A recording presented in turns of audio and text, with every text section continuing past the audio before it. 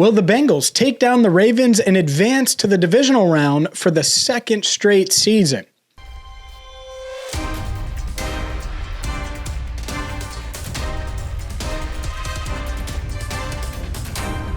Hi again, everyone, and welcome in to Cincinnati Bengals Talk. It is officially playoff time in the Queen City. Thank you so much for watching all season long. And yes, we are just getting started here on CBT. I'm James Rapien. Welcome in. And just a reminder that today's video is brought to you by Rivertown Inkery and rivertowninkery.com. If you're one of the many Bengals fans in the Queen City today, well, Rivertown Inkery open till 4 o'clock, which means you can get last second orange and black gear. They're located on Madison Road in Oakley, about 10 minutes from the stadium. And if you're out of town, but you have the itch to get some kind of swag from Rivertown Inkery, we'll just go to rivertowninkery.com. Really excited for today. And the way Joe Burrow always seems to say the right thing at the right time, it's unique.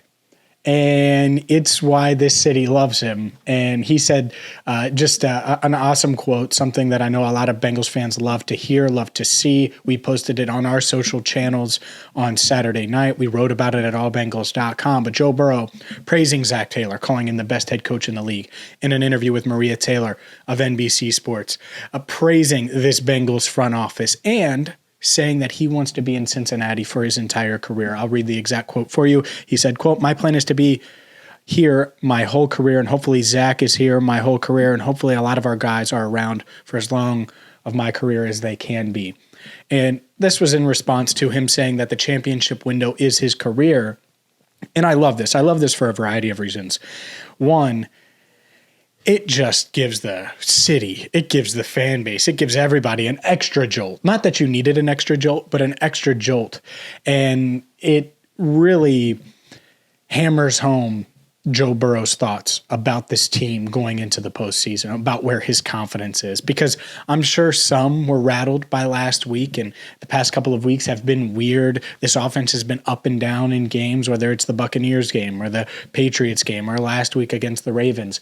And yet, Joe Burrow, unflappable, continues to be confident. And he's going to be tested today. There's no doubt about it. He's going to be tested. This Ravens defense, for my money, and I've said it all week long, is the best defense that the Bengals are going to face in the AFC side of things, or on the AFC side of things, however you want to put it. And who knows what would come out of the NFC if they get that far. But I think that this defense is really good, led by Roquan Smith. But you got Calais Campbell, you have Marlon Humphrey, you have guys at every single level for the Ravens that you have to account for and be aware of. And they're fast, they're athletic, they're physical, and they're going to try to make today's game ugly. And it's up to Joe Burrow to solve this Ravens defense that has looked much different than he was used to in his first 2 seasons in the league. They're not blitzing him nearly as much. My buddy Jake Lisco of Locked On Bengals, my co-host there on the Only Daily Bengals podcast, looked it up, and they've blitzed him 6 times out of 80-something dropbacks. I think it's 86 dropbacks. Not much. Last year, Don Wink Martindale was blitzing. So it's much different. I think Joe Burrow is able to solve some of that today. I expect him to play pretty well because the lights are on, because it is prime time, because this team, it's win or go home, and everybody is desperate. Everybody is looking for every edge or any way to get an edge in a game like this. And speaking of that, the Ravens, well, Lamar Jackson we know is not going to start, but the Ravens, they plan on using both quarterbacks, Tyler Huntley, who didn't play last week, and Anthony Brown against the Bengals on Sunday night. And I think it's interesting. I think it feels a little desperate, but Huntley gives you that running ability and has ran the ball over 40 times during his relief or playing in relief of Lamar Jackson. And then last week, Anthony Brown didn't run it much, just 3 times, threw it 44 times, but connected on some deep balls. Isaiah Likely went over 100 yards. Sammy Watkins had a couple of nice plays. So maybe the hybrid of both of those guys is the best option for the Ravens. I think it's interesting. It certainly adds a wrinkle for Lou Anarumo to account for. And maybe it's just Huntley the entire time. We'll see. But that's what you're probably looking at for this Bengals defense. And I'm looking for this defense to kind of calm the waters tonight, because the Ravens defense might get off to a pretty good start. And Joe Burrow and this Bengals offense might need to solve a couple of things early on. That's playoff football, especially against a familiar opponent that knows what you want to do. But ultimately, I do think that they're able to solve it and move the ball down the field. Maybe not every possession. I think that's unrealistic in any game, but I think they're going to have some success, more success on offense than they had last week when, they scored on the first 3 possessions, but it was really aided by turnovers, and they didn't really sustain drives much at all during that 27-16 win. This isn't going to be an easy game at all, and the Bengals did make a couple of practice squad moves on Saturday, promoting Keandre Jones, linebacker, who's been active 1 game this year, was active for the Jets, played 16 special team snaps way back in week 3 in New York. And then they also elevated, Raymond Johnson III. We'll see if these guys are active, and you have unlimited practice squad elevations in the playoffs, so maybe they have extra bodies just in case, and then they make them inactive. Who knows?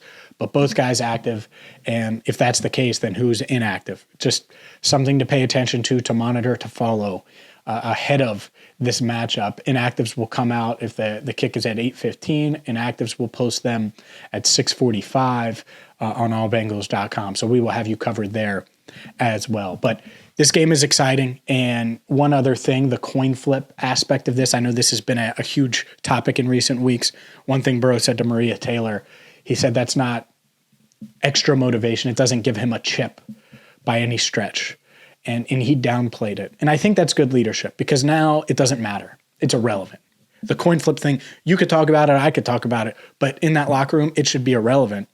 And I think that was Joe Burrow's way of making it irrelevant, moving on. And, this team has to find a way now, starting with the Baltimore Ravens. If the Bengals get past the Ravens tonight, well, they're probably going to Buffalo. Buffalo plays Miami at 1 o'clock, and we'll see what happens there. But the winner of this Ravens-Bengals game is likely going to Buffalo. We'll see what happens. But Jacksonville handling business.